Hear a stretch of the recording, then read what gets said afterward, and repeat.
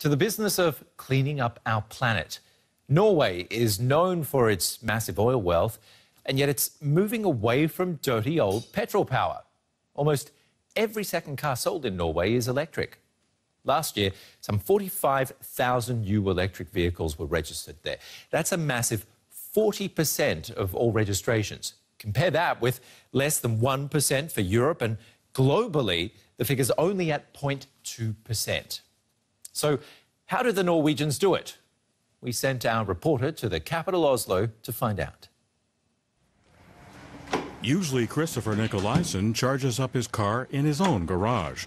He says that's what's made electric vehicles so popular in Norway.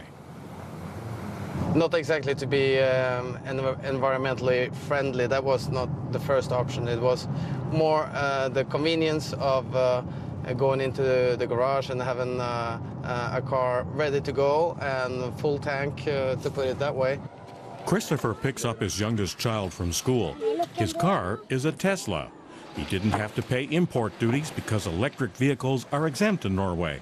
That makes them relatively affordable here. That's my wife. Hey. In another electric car.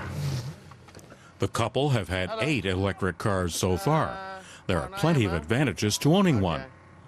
Whenever there's congestion, for example, they can bypass traffic using the bus lane, one of the many privileges reserved for electric vehicles. Christopher says the system works well. I would like them to keep it as long as possible because that's part of the success. Oslo also has special parking spaces for electric cars, which don't cost anything and are equipped with charging stations. The electric vehicle lobby has achieved a lot. Norway is probably the only country in the world where we have passed the early mover stage, the early market. We are about to sort of bridge that gap and we're about to enter the mass market. And there are some challenges with that. The Norwegian government is even contemplating a ban on conventional cars. But first, it wants to ensure that even people in rural locations have good access to charging stations. Government policy is needed. We believe the financial incentives are important, but also the initiatives we're taking for expanding charging facilities throughout the country. By this year, we'll have a full national network of charging facilities on all main roads.